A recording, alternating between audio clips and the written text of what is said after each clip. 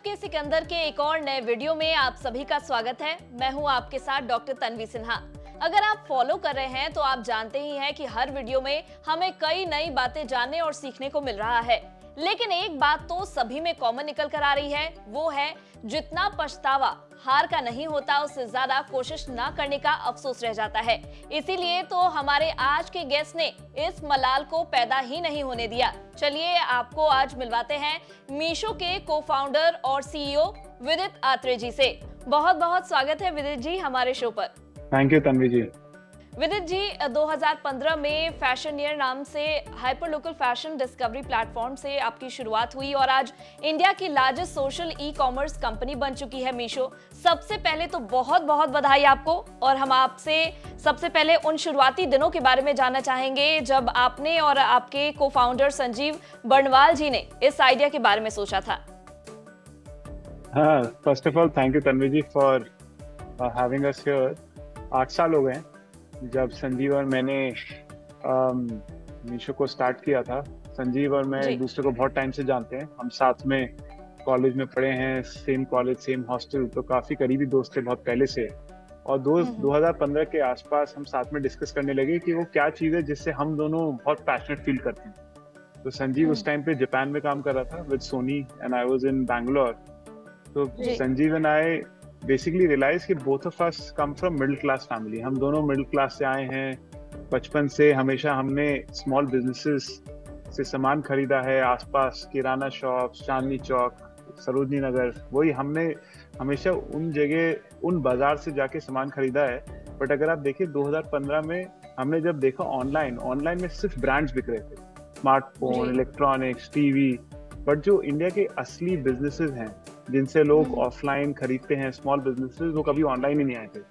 तो तब संजीव मैंने कहा कि मतलब इंडिया में 85% of all retail small businesses से होता है, जबकि ऑनलाइन अगर आप देखें सबका सब ब्रांड्स बिक रहा है। तो हमें लगा कि बहुत बड़ा अपॉर्चुनिटी है अगर हम एक प्लेटफॉर्म बनाए जो कि स्मॉल बिजनेसेस को ऑनलाइन ला सके बहुत आसानी से। तो तब हमने मीशो की शुरुआत की।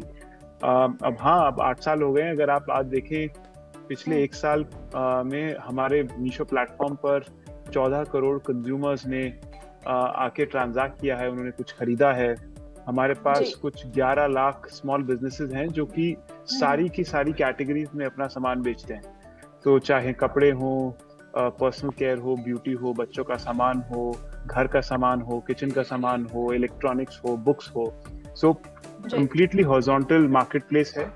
11 लाख सेलर अपनी मोस्ट इनकम हमारे मीशो प्लेटफॉर्म से लेते हैं। और मतलब इसी मिशन के लिए हमने बिजनेस स्टार्ट किया था। तो ऑब्वियसली हमें आज काफी प्राउड लगता है कि 8 साल में हम प्लेटफॉर्म को यहाँ तक ला पाए हैं। बट अभी तो मतलब जर्नी स्टार्ट हुई है, बहुत कुछ करने के लिए है। अगर आप देखें इंडिया में कुछ 8 करोड़ टाइप सेलर हैं, हमारे पास अभी सिर्फ 11 लाख हैं। तो अभी तो जर्नी हमारा स्टार्ट हुआ है।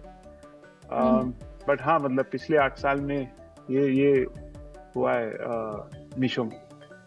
जी, उम्मीद यही है कि ये जो जर्नी रही होगी उसमें भी आपने काफी सारे अप्स एंड डाउन्स देखे होंगे। एक किस्से के बारे में मैंने भी काफी जगह पढ़ा है और सुना है। जब शुरुआती दिनों में आप दुकान के पास आप जाते थे और वहाँ पर जो शॉप्स हैं वहाँ पर अपने पर्चे के जरिए अपने बिजनेस को बढ़ावा देने की कोशिश की, वो भी एक स्ट्रगल रहा होगा और उसके बाद आज आपकी कंपनी यूनिकॉर्न कंपनी बन गई है। क्या वो किस्सा था, वो जानना चाहेंगे और किस तरीके से छोटे से स्टेप के साथ आपने अपने बिजनेस की शुरुआत की? हाँ जी, बिल्कुल। तो जब हम संजीव में स्टार्ट कर रहे थे, हमने कहा हमें ना पहले जानना पड़ेगा कि आज स्मॉल बिजनेस ऑनलाइन क्यों नहीं बेचते। तो हम बैंगलोर में थे दोनों। तो हमने क्या किया, हम अपने एरिया में कोरमंगला, HSR, हम जाते थे, सारे दुकानों में जाके हम बैठ जाते थे। हम बोलते थे हम आपको परेशान नहीं करेंगे, बस आपको ऑब्जर्व करेंगे, हम जानना चाहते हैं आपकी क्या क्या प्रॉब्लम है, ताकि हम वो आपके लिए सॉल्व कर सकें। और हम सुबह से शाम मतलब हर दिन एक नई दुकान में बैठते थे और देखते थे कि जो दुकानदार है अपना बिजनेस कैसे चलाता है। जब कोई कस्टमर आता है तो उनसे कैसे खरीदता है, क्या मांगता है, क्या नहीं करता है।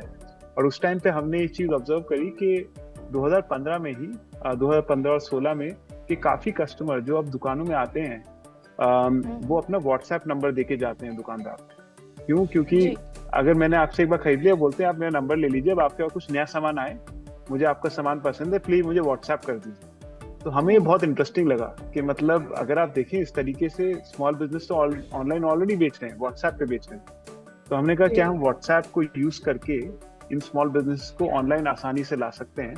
तो तब हमने अपना पहली बार प्लेटफॉर्म बनाया जिसमें हम सिंपल व्हाट्सएप शेयरिंग, व्हाट्सएप पे बेचना, पेमेंट एक्सेप्ट करना, वो वाला हमने प्रोडक्ट लॉन्च किया और वहां से हमारी शुरुआत हुई।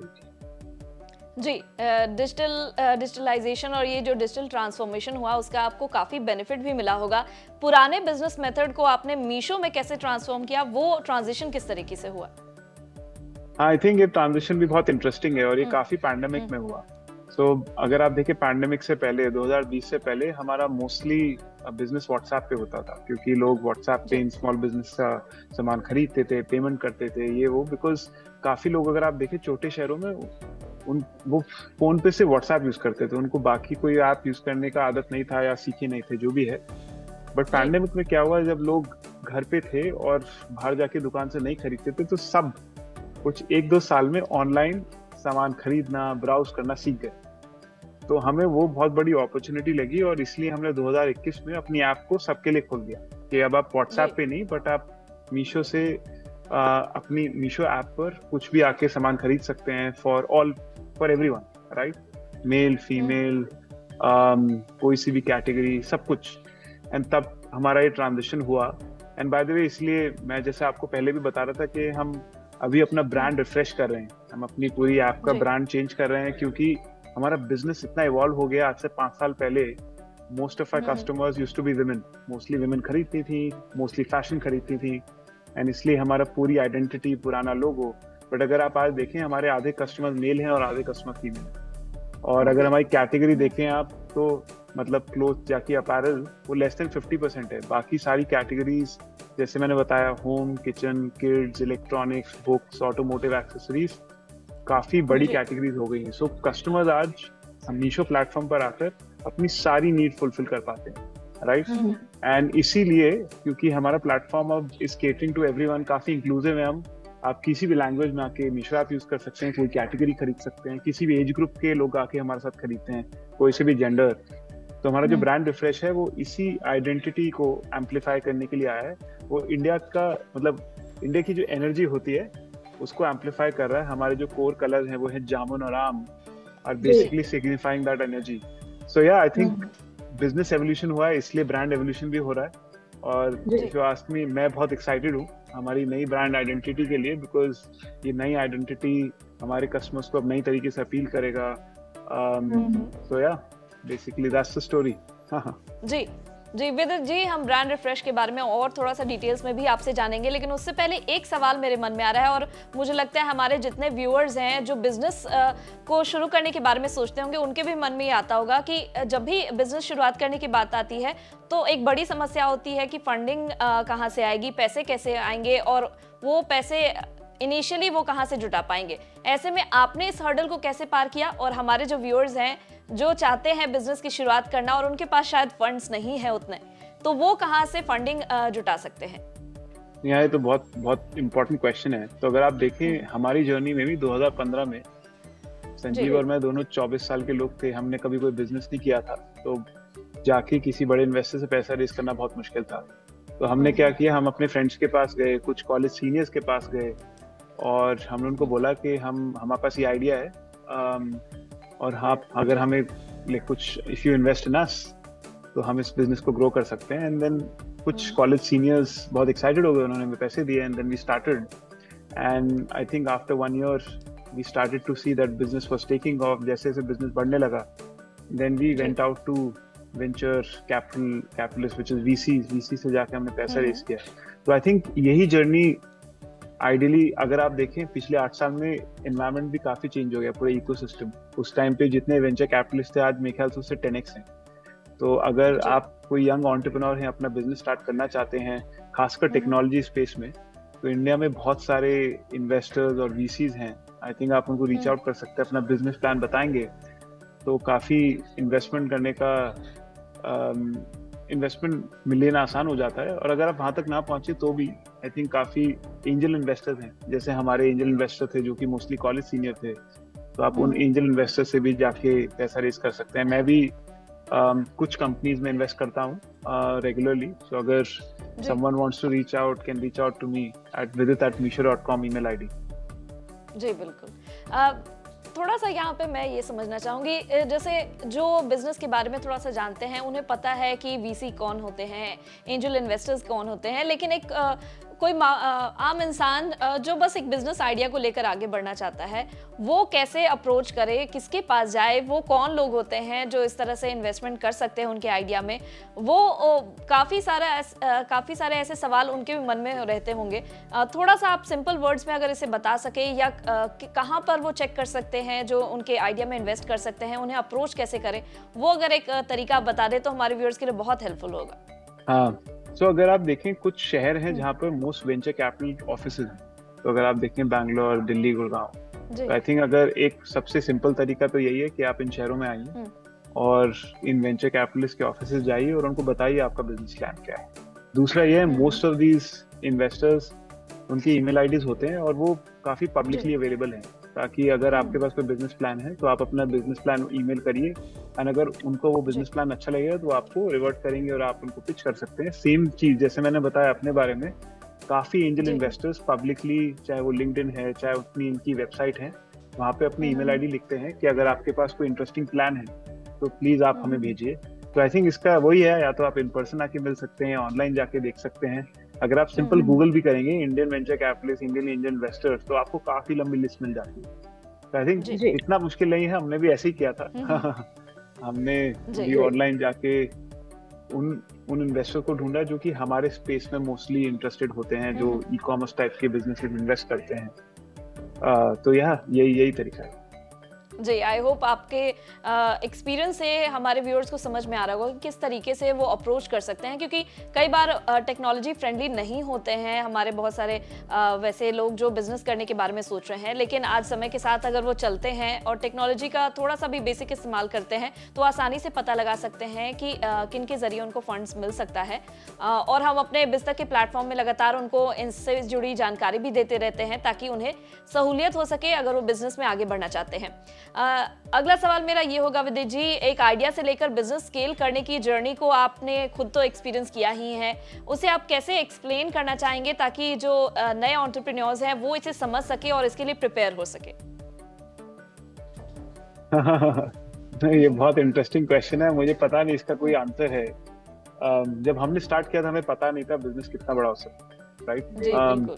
अगर आप देखिए, संजीव और मेरी फैमिली में, दोनों फैमिली में बिजनेसेस कभी किए नहीं गए. मैंने तो कभी छोटा बिजनेस भी नहीं देखा. मेरे डैड दिल्ली में दिल्ली जल बोर्ड में काम करते थे, उनकी पूरी फैमिली फार्मर्स वाली है. तो आई थिंक हमें, अगर आप पूछे, जब हमने स्टार्ट किया था हमें पता नहीं था कि बिजनेस कितना बड़ा बनेगा और उसके लिए हमें कैसे तैयारी करनी है. बट आई थिंक एक बहुत इंपॉर्टेंट एलिमेंट ये रहता है कि if you have good mentors and if you have good investors, तो आप जब बिजनेस स्केल करते हैं, जब आपको नए चैलेंजेस आते हैं, आपका बिजनेस बड़ा है, आपको सीनियर लोग हायर करने हैं और आपने कभी नहीं किया है, तो अगर आपके पास राइट मेंटर्स और राइट इन्वेस्टर्स का एक्सेस है तो आप उनसे सीख सकते हैं, जान सकते हैं. सेकेंड है, बहुत सारे जो और एंटरप्रेन्योर्स हैं, जैसे मैं बैंगलोर में हूँ और जब हमने स्टार्ट किया था तो हम बाकी जो जिन्होंने ऑलरेडी कंपनी बड़ी बना ली थी, हम उनके पास रीच आउट करते थे, उनसे सीखते थे, और ऐसे ही करते करते हमने मतलब बिजनेस बढ़ाया है. और मतलब बट प्लानिंग वाइज इट्स बहुत मुश्किल है कि अगर आप पहले दिन पे क्या सोचे कि कैसे करना है ये. आई थिंक एक और इम्पोर्टेंट चीज है कि if you are in the right place that helps a lot. तो अगर आप टेक में स्टार्ट करना चाहते हैं जहाँ पर हमारा बिजनेस है, तो अगर आप बैंगलोर में हैं तो आप रियलाइज करेंगे कि कुछ पार्ट्स ऑफ बैंगलोर में काफी लोग हैं जो कि स्टार्टअप्स में इन्वॉल्व हैं. तो आप यहाँ पर काफी इवेंट्स होते हैं, कॉन्फ्रेंसेज होते हैं, हम भी जाके वहाँ पर काफी लोगों से मिलते थे, सीखते थे, उसमें भी काफी हेल्प हुई. तो आई थिंक काफी having the right mentors, having right investors, having the right team, good ecosystem to be part of. तो अगर आप टेक में स्टार्ट करना चाहते हैं तो या तो बैंगलोर आइए, गुड़गांव जाइए. तो या आई थिंक वो बहुत इम्पोर्टेंट है. बट या आई थिंक हमारी जर्नी में तो काफी वही हेल्प किया है. जी, कलेक्टिवली बहुत सारी चीज़ें हैं जो मिलकर एक बेहतर बिजनेस को बनाती है, एक सक्सेसफुल बिजनेस को बनाती है और शायद सभी राइट चीज़ें राइट प्लेस पर राइट टाइम पर आपके साथ जुड़ी, तभी आज आप इतने सक्सेसफुल हो चुके हैं। मीशो इतनी बड़ी कंपनी बन चुकी है, यूनिकॉर्न कंपनी है वो। थोड़ा सा मीशो के बारे में हम जानना चाहेंगे, किस तरीके से वो काम करता है, कैसे लोग उससे जुड़ते हैं, क्योंकि हम इसके बारे में ये तो जानते हैं कि एक रीसेलिंग ई कॉमर्स प्लेटफॉर्म है, लेकिन किस तरीके से उससे जुड़ने वाले लोगों को फायदा होता है, कस्टमर्स के अलावा किस तरीके से उससे लोग बेनिफिट होते हैं? जी, अगर आप आज देखें, आज मीशो कंज्यूमर्स के लिए है। तो हम जब स्टार्ट किए थे तब हम रीसेलिंग पे फोकस करते थे। अगर आप आज देखें तो आज सारे कंज्यूमर्स हर टाइप के सामान खरीदने मीशो ऐप पर आते हैं। एंड टुडे, जैसे मैंने आपको बताया, मैं कुछ नंबर्स दोबारा बता देता हूँ। तो हमारे पास कुछ 14 करोड़ कस्टमर्स हैं जो एनुअली आके अपने सारे सामान खरीदते हैं। 11 लाख स्मॉल बिजनेसेस हैं। हमारी ऐप एंड्रॉयड पे भी है, iOS पे भी है, और काफी सिंपल ऐप है for you to find anything that you need. और हमारा हमेशा से focus from day one has been कि हम कैसे एक ऐप बनाएं जो कि 100 करोड़ लोगों के लिए डेली शॉपिंग ऐप हो और can give you the best quality products at the lowest price. Because India में अगर आप देखें, India is always been an aspirational country where everyone wants to achieve a lot with very limited budgets and limited resources. तो जब हमने Meesho start किया था, हमारा बहुत बड़ा फोकस यही था कि हम कैसे इन स्मॉल बिजनेसेस को हेल्प करें और कैसे इन कंज्यूमर्स को हेल्प करें। तो अगर आप देखें कि हम इंडिया का एक अकेला प्लेटफॉर्म है जो कि स्मॉल बिजनेसेस से कोई भी कमीशन चार्ज नहीं करता है।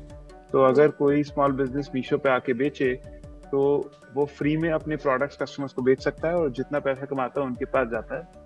और इससे हमने देखा है कि स्मॉल बिजनेस ज्यादा प्रॉफिट भी कमा पाता है और कस्टमर्स को भी अच्छी प्राइस दे पाता है, और इसलिए कस्टमर्स भी प्लेटफॉर्म पर बार बार आके इन स्मॉल बिजनेसेस से खरीदते हैं। तो काफी यूनिक प्लेटफॉर्म बनाया है जिससे स्मॉल बिजनेसेस और इंडिया के सारे कस्टमर्स एक जगह आके जुड़ सकें। हमारी ऐप आज 12 से ज्यादा लैंग्वेजेस में अवेलेबल है। तो सिर्फ इंग्लिश में नहीं, बट कोई सी भी लैंग्वेज, चाहे वो हिंदी है और भी कोई लोकल लैंग्वेज है, आप आसानी से आके उसको यूज कर सकते हैं। काफी सिंपल ऐप है। हमने इंडिया की लाइटेस्ट ऐप बनाया, तो ज्यादा फोन में स्पेस भी नहीं लेता है। तो काफी फोकस इंडिया को सॉल्व करने पे रहा है, राइट। अगर जैसे मैंने बताया था पहले भी, काफी बड़ा पिलर, ब्रांड पिलर हमारी कंपनी का हैज ऑलवेज बीन इंक्लूसिविटी। हम कैसे एक ऐप पर सब लोगों को ला सकें, चाहे वो किसी भी इनकम रेंज से हो, चाहे वो कोई सा भी जेंडर हो, चाहे वो कोई भी एज ग्रुप हो, चाहे वो कोई सी भी सिटी या टाउन हो, बड़े से बड़ा, छोटे से छोटा। तो हाँ, मतलब मीशो एक इंडिया का true market place, true Indian market place है, where people can find all kinds of categories and fulfill all their aspirations in one place. जी, विदित जी, जो सेलर्स होते हैं उनकी स्क्रीनिंग कैसे होती है? क्योंकि बहुत सारे मैंने भी प्लेटफॉर्म यूज़ किया है, तो मैंने भी देखा है उसमें कई एक सिमिलर काइंड ऑफ प्रोडक्ट्स के बहुत सारे सेलर्स होते हैं। तो आप किस तरीके से उसे कैटेगराइज करते हैं या उसका वेरिफिकेशन कैसे होता है? क्योंकि कस्टमर्स के पास ऑप्शंस और वेराइटीज बहुत सारी आ जाती है। जी हाँ, नहीं, ये बहुत अच्छा क्वेश्चन है और ये काफी सारी प्रॉब्लम्स हमने ओवर टाइम टेक्नोलॉजी से सॉल्व करी। तो अगर आप देखें मीशो पे, अगर आपने कोई सामान खरीदा, आपको अच्छा लगा, अच्छा नहीं लगा, तो आप जाके उसको रेटिंग या रिव्यू देंगे। तो जैसे जैसे सेलर प्लेटफॉर्म पे सामान बेचते रहते हैं, उनकी रेटिंग रिव्यू प्रोफाइल बनती जाती है। जिन सेलर्स को रेटिंग और रिव्यूज अच्छे मिलते हैं, उनको ऐप में ज्यादा डिस्कवरी मिलती है, विजिबिलिटी मिलती है, और जिनके रेटिंग रिव्यू अच्छे नहीं होते हैं, उनकी विजिबिलिटी कम होती जाती है। तो इससे क्या होता है कि जो कस्टमर्स को सामान पसंद आ रहा है, चाहे वो प्राइस है, चाहे वो क्वालिटी है, वो और लोगों को दिखता है और उससे उनका बिजनेस बढ़ता जाता है। इससे ये भी होता है कि स्मॉल बिजनेसेस को मोटिवेशन भी मिलता है कि अगर मैं अपनी क्वालिटी इंप्रूव करूं, सामान इंप्रूव करूं, फोटोग्राफ इंप्रूव करूं प्लेटफॉर्म पे, तो ये प्लेटफॉर्म मुझे ज्यादा विजिबिलिटी या बूस्ट दे। तो इस तरीके से हमने प्योर टेक्नोलॉजी से ही इस प्रॉब्लम को सॉल्व किया है। और जैसे मैंने बताया कि आज 11 लाख सेलर हैं और प्लेटफॉर्म पे आज कुछ 15 करोड़ प्रोडक्ट लिस्टेड हैं एक प्लेटफॉर्म पे। तो जैसे आपने कहा कि चॉइस बहुत है, बट वो चीजें उभर के बाहर आती हैं कस्टमर को, जिस पे कस्टमर खुश हो रहा है, जिसको उसको रेटिंग अच्छी लग रही है, जिसकी प्राइस अच्छी लग रही है। तो इस तरीके से हम इसको टेक्नोलॉजी से सॉल्व करते हैं। जी, चलिए थोड़ा सा ब्रांड रिफ्रेश जो आप बता रहे हैं, कुछ बदलाव किए जा रहे हैं या किए गए हैं, उनके बारे में हम समझना चाहेंगे। आपने ये भी कहा कि पहले ज़्यादा विमेन इस प्लेटफॉर्म से जुड़ी हुई थी और अब आप उसको इंक्लूसिव बना रहे हैं। अब हर तरह की कैटेगरीज में लोग जुड़ रहे हैं और हर तरह के लोग भी इसके साथ जुड़ के काम कर रहे हैं। थोड़ा सा पूरा कॉन्सेप्ट मैं समझना चाहूंगी, क्या कुछ बदलाव किया जा रहा है इसमें? सो आई थिंक ब्रांड रिफ्रेश में दो सबसे बड़ी चीजें चेंज हो रही हैं। तो वन इज हमारा लोगो। सो अगर आप देखें, मीशो का एक एम है जो कि बहुत यूनिक है। मैं किसी भी मीशो कस्टमर से मिलता हूँ, उन सबको वो एम बिल्कुल याद रहता है, बिल्कुल वो अलग तरीके से लिखा गया है। तो हम अपने लोगो में उसको और एम्पलीफाई कर रहे हैं और उसको फोकस में ला रहे हैं। दूसरा, हम अपना कलर भी चेंज कर रहे हैं। तो अगर आप देखें, पहले जो हमारा कलर था बहुत विमेन फोकस था। अब हमारा जो कलर है is going to be combination of जामुनी कलर एंड आम colour, very Indian, right? So to me when I see that colour gives me the same energy that जो बाजार में आपको दिखता है ना कहीं पर, उस टाइप की एनर्जी है। बहुत ही इंडियन कलर है। तो ये हमारा नया ब्रांड लोगो है। जैसे मैंने बताया कि ये काफी इंक्लूसिविटी पे फोकस कर रहे हैं। तो अब इस लोगो को देख के लोगों को पता होगा कि यार ये ऐप सबके लिए। अगर मैं ऐसे मैंने बताया, मेल फीमेल सारे एज ग्रुप, सारी कैटेगरी, कोई सी आप लैंग्वेज बोलते हैं, कोई से भी इनकम ग्रुप से आते हैं, आप जानते हैं कि मीशो पे अगर मैं जाऊंगा तो मुझे जो मेरी नीड है वो सॉल्व हो पाएगी। एक और चीज जो हम चेंज कर रहे हैं अपने ब्रांड रिफ्रेश में, वो है अपनी सोनिक आइडेंटिटी। तो मीशो का एक जो साउंड आएगा उसका, वो होगा डिंग डोंग साउंड, जो डोरबेल वाला साउंड आता है ना, जिससे मैं भी बहुत एक्साइटेड आता हूँ। अगर मैंने मीशो पे कुछ ऑर्डर किया है और फिर डिंग डोंग बोलने लगा वो सामान आने वाला है, तो I like run to the door कि वो आ गया और मैं खोल के चेक करूंगा कैसा है। तो हमने देखा हमारे कस्टमर उस साउंड से बहुत एक्साइटेड होते हैं। उनको लगता है कि मतलब हाँ, मीशो कुछ नया लेके आया है। तो वो भी हमारी एक सोनिक आइडेंटिटी में ऐड हो रहा है। सो ये दो बहुत बड़ी चीजें हो रही हैं अराउंड द ब्रांड रिफ्रेश। जी, मुझे लगता है कि एक यहाँ से हमारे व्यूअर्स को ये भी सीखने को मिलेगा कि जब भी आप कोई बिजनेस करते हैं तो उसमें जब आप उसमें चेंजेस लाते हैं, उसको मॉडिफाई करते हैं कस्टमर्स के अकॉर्डिंग, तो वो और भी लोगों को एक तरह से जुड़ाव वो महसूस कराता है। उन्हें लगता है कि उनकी रिक्वायरमेंट को देखते हुए कंपनी लगातार अपने आप को इम्प्रूव कर रही है, तो वो उनके साथ और ज़्यादा कनेक्टेड होते हैं और उनके और ज़्यादा लॉयल हो जाते हैं। आप जिस तरीके से बता रहे थे कि ये जो म्यूज़िक है, ये जो इंडियनाइजेशन ऑफ कलर जो आप कह रहे हैं, थोड़ा सा ज़्यादा उससे कनेक्टेड वो फील करेंगे और मुझे उम्मीद है कि मीशो से और ज़्यादा लोग जुड़ेंगे आपके साथ। थोड़ा सा यहाँ पर अब हम व्यूअर्स को विदित आत्रे जी से मिलवाना चाहेंगे। आपके इनिशियल डेज के बारे में एक्चुअली हम जानना चाहते हैं। फैमिली ग्रोइंग अप डेज आपके कैसे थे, आपके बारे में थोड़ा सा और हम अपने व्यूअर्स को बताना चाहेंगे। जी हाँ, बिल्कुल। सो मैं दिल्ली में पला बड़ा हुआ था। मेरी पूरी मतलब माता पिता दोनों यूपी से आते हैं। पूरी फैमिली फार्मर्स की है। तो both my mom and my dad grew up in villages in UP. और फिर मेरे डैड की नौकरी के बाद वो दिल्ली आ गए थे, तो मैं दिल्ली में ग्रो हुआ। एंड बचपन से अगेन मेरे डैड, जैसे मैंने बताया, गवर्नमेंट जॉब में थे। हम लोअर मिडिल क्लास फैमिली से आते थे। तो हमारा एस्पिरेशन जब मैं ग्रो हो रहा था वो कि मैं भी शायद यही चीज करूंगा। बट उसके बाद जब मैं कॉलेज गया, तो मैं कॉलेज गया आईटी दिल्ली में। और मैंने आईटी दिल्ली में जाके देखा कि इंडिया में बहुत सारे जो ये नए एंटरप्रेन्योर्स आ रहे हैं, खासकर टेक्नोलॉजी स्पेस में, वो आईटी से आ रहे हैं और ये इंडिया की बहुत फंडामेंटल प्रॉब्लम को सॉल्व कर रहे हैं। तो तभी मैं और संजीव बहुत इंस्पायर हुए कि मतलब अगर ये कर सकते हैं जो हमारे साथ ही इसी कॉलेज में हमारी सेम चीज पढ़ाई करी है, तो चाहे हमने बिजनेस ना किया हो या हमारी फैमिली में बिजनेस ना हो, तो शायद हम भी ये कर पाएंगे। तो कॉलेज में हमने काफी सोचा था बट शायद नहीं किया तब। तो कॉलेज के बाद मैंने ज्वाइन किया आईटीसी चेन्नई में मैं ज्वाइन किया था। 2 साल वहाँ पे काम किया। मैं काफी कुछ सीखा वहाँ पे। इस कंपनी में काफी यंग लोगों को काफी रिस्पॉन्सिबिलिटी मिलती थी। एंड फिर मैं बैंगलोर आ गया। बैंगलोर में क्योंकि सब कुछ टेक्नोलॉजी में बैंगलोर हो रहा था, तो मैं 2014 में बैंगलोर आके मैं भी यहाँ देखना चाहता हूँ कि क्या हो रहा है जी। क्योंकि जब भी मैं अपने दोस्तों से बात करता था बैंगलोर में, वो हमेशा मेरे को कुछ इंटरेस्टिंग नई ऐप कोई और नई वेबसाइट जो लॉन्च हो रही है उसके बारे में बताते थे और मुझे लगता था कि मतलब मुझे भी उस इकोसिस्टम का पार्ट बनना है। तो 2014 में मैं यहाँ पर आया और 1 साल में संजीव और मुझे लगा कि मतलब हमें पता है कि हमें क्या करना है। तब हमने 2015 में मीशो स्टार्ट किया। तो हाँ, मतलब ये मेरी जर्नी और संजीव बादल अगर आप देखें, very similar journey, similar background, same journey before we started.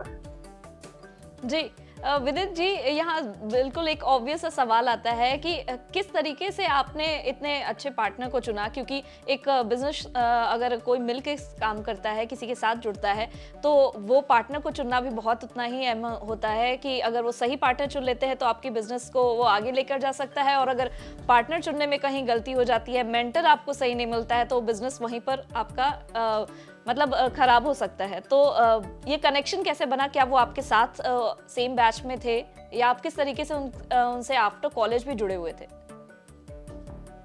नहीं, ये बहुत इम्पोर्टेंट पॉइंट है बाय द वे जो आपने बताया है।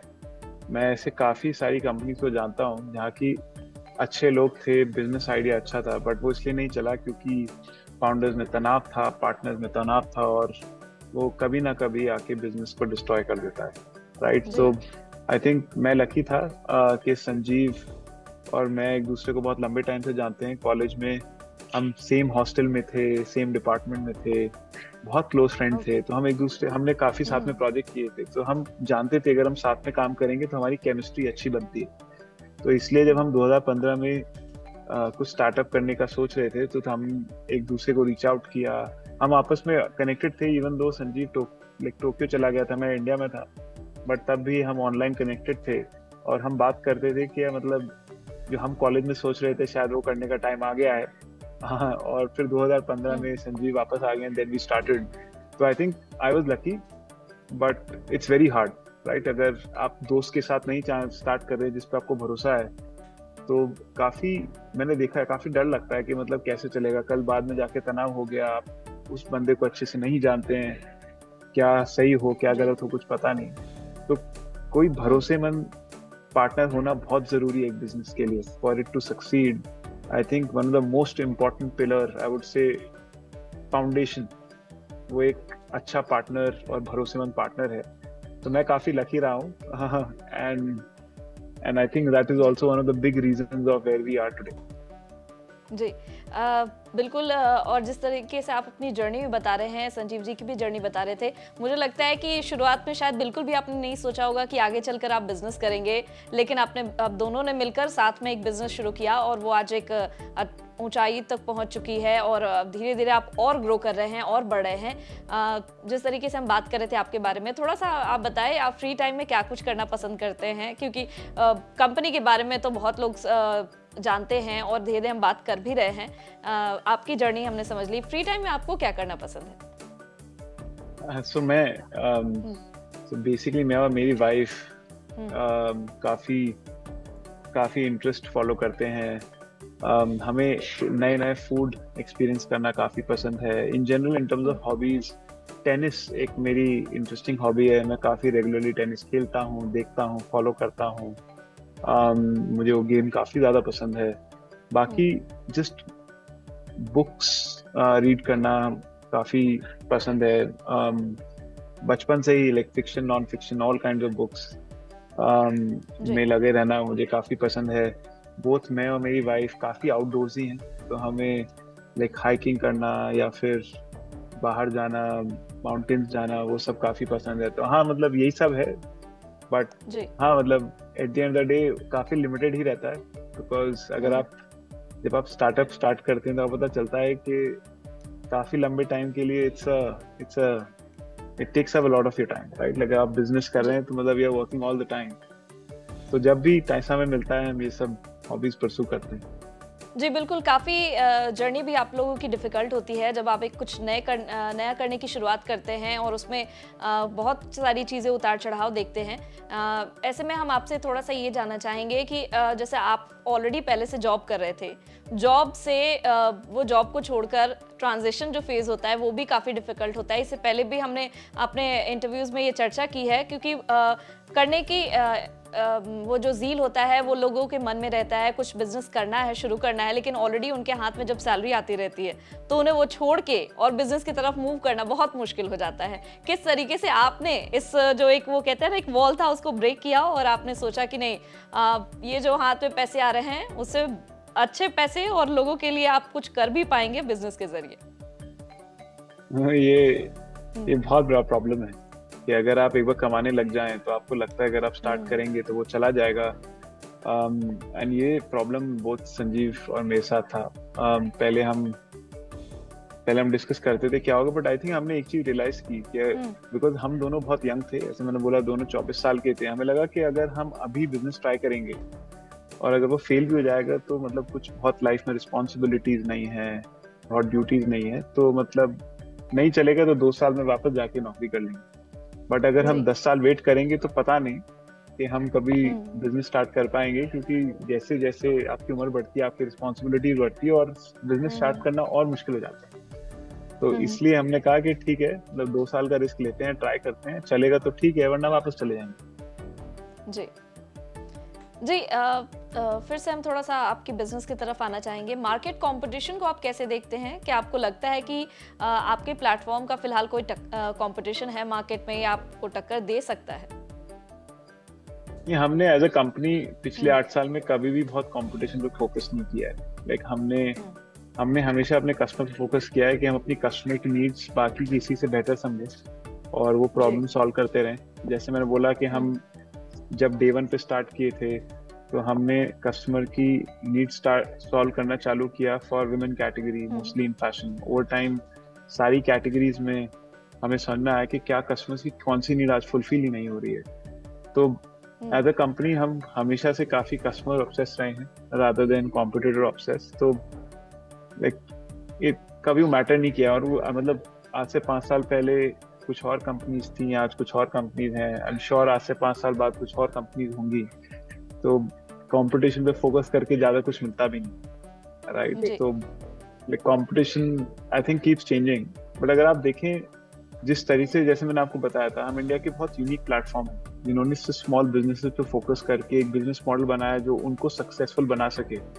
आई डोंट थिंक इस स्पेस में कोई और इतना बड़ा प्लेयर है जो कि इन कस्टमर्स को और इन स्मॉल बिजनेसेस को सर्व करता हो।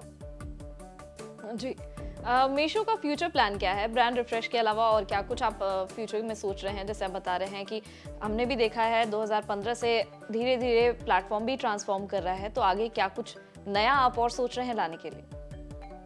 तो जो मैंने जैसे ब्रांड रिफ्रेश में बताया, one of the big focus areas for us is कैसे हम और कैटेगरीज अपने कस्टमर को दे सकें।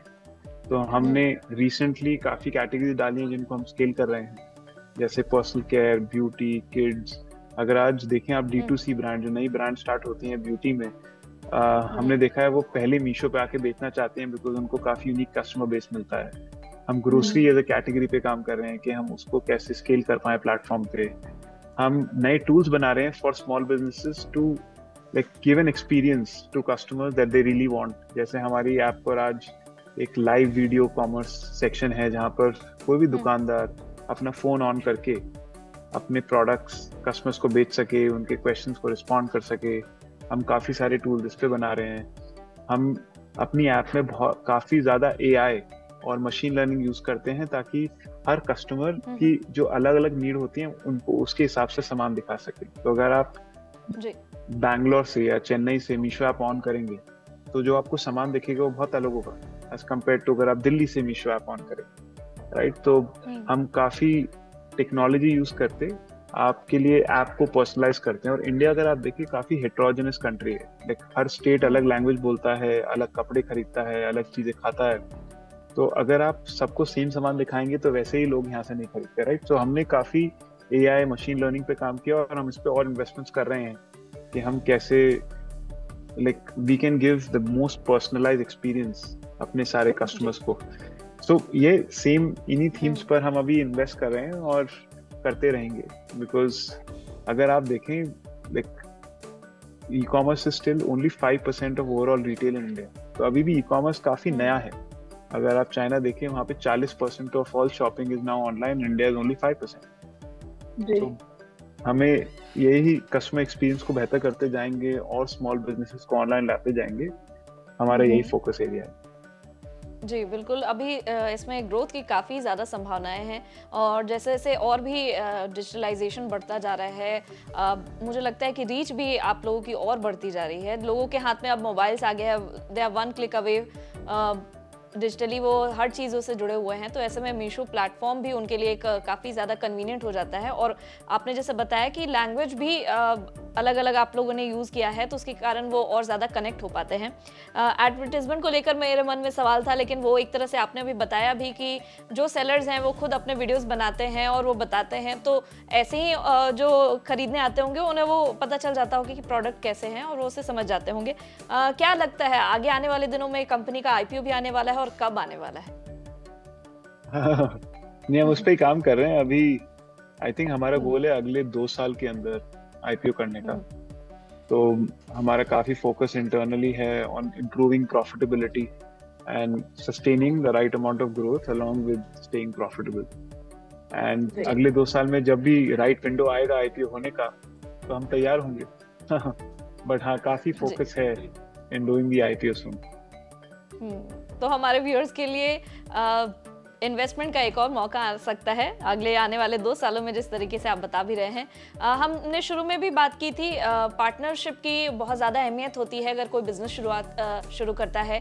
साथ ही मेंटरशिप की भी उतनी ही ज़्यादा ज़रूरत होती है, क्योंकि कई बार आपके पास आइडियाज़ होते हैं, आपके पास रिसोर्सेज होते हैं, लेकिन सही दिशा में आप जा रहे हैं, आपका आइडिया वो सही है, वो मार्केट के साथ वो फिट हो पा रहा है कि नहीं हो पा रहा है, वो समझने के लिए एक गाइडेंस की भी ज़रूरत पड़ती है। ऐसे में अगर कोई मेंटरशिप के लिए आपसे मिलना चाहता है, आपसे बात करना चाहता है, तो आपसे क्या जुड़ सकते हैं और किस तरीके से जुड़ सकते हैं?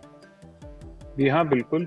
आप मेरे को ईमेल कर सकते हैं vidit@bisho.com पर। मैं शायद थोड़ा टाइम लगा दूं आपको रिस्पॉन्ड करने में, बट मैं इवेंचुअली आपको रिस्पॉन्ड करूंगा। आप जो भी अपना बिजनेस प्लान या क्वेश्चन जो भी है आप प्लीज भेजिए and I would like to help you out. जी, बहुत बहुत शुक्रिया विदित जी हमारे शो में आने के लिए। अंत में एक छोटा सा मैसेज हम आपसे चाहेंगे हमारे व्यूअर्स के लिए। हाँ, सो आई थिंक अगर हम मीशो की जर्नी देखें, आई थिंक बहुत बड़ा हमारा लर्निंग तो यही रहा है कि जब हम स्टार्ट कर रहे थे हमें लग रहा था कि आपके पास बिजनेस एक्सपीरियंस है या नहीं, ये बहुत इंपॉर्टेंट फैक्टर होता है एक बिजनेस को बड़ा बनाने का।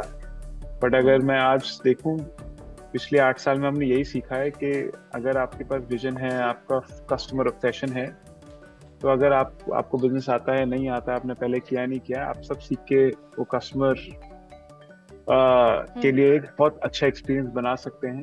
और इसीलिए जैसे मैं अब तक बता रहा था, हमारा जो ब्रांड रिफ्रेश वो काफी इसी पे फोकस्ड है कि हम 8 साल में जो हमारा कस्टमर नीड्स इवॉल्व करी हैं, एज अ बिजनेस जो इवॉल्व करा है, हम उसको कैसे एक आइडेंटिटी में एक्सप्रेस कर पाए। तो आई थिंक एक लर्निंग अगर मैं दे सकता हूँ वो यही कि अगर आपके पास एक आइडिया है और आप कस्टमर्स को सर्व कर सकते हैं एक यूनिक वे में, तो प्लीज स्टार्ट कीजिए, डोंट वेट मत कीजिए। आपका बैकग्राउंड है नहीं है, आज काफी इन्वेस्टर्स, काफी वेंचर कैपिटलिस्ट अवेलेबल हैं अगर आपको अच्छा आइडिया आपको फंड करने के लिए। तो if you have an idea, start today. जी, बहुत बहुत शुक्रिया विदित जी हमारे शो में आने के लिए, और आई होप हमारे व्यूअर्स को आपसे बहुत कुछ जानने को मिला होगा। उन्हें भी अगर वो बिजनेस करने की शुरुआत करने का वो काफ़ी दिनों से अगर सोच भी रहे होंगे, तो अब आपके इस वीडियो को देखने के बाद वो ज़रूर मोटिवेटेड हो जाएंगे और जल्द से जल्द अपनी बिजनेस की शुरुआत करेंगे। बहुत बहुत शुक्रिया। अगर आप भी बिजनेस आइडिया को लेकर बैठे हैं तो हमारे शो स्टार्टअप के सिकंदर में आ रहे दिग्गज अगर आप भी बिजनेस आइडिया को लेकर बैठे हैं तो हमारे शो स्टार्टअप के सिकंदर में आ रहे दिग्गजों के वीडियो जरूर देखें। ये डेफिनेटली आपको इंस्पायर करेंगे और सही रास्ता भी दिखाएंगे। तो अगले शनिवार रात 8 बजे फिर एक नए शख्सियत से होगी मुलाकात। तब तक के लिए बने रहे हमारे साथ और देखते रहे बिज़ तक।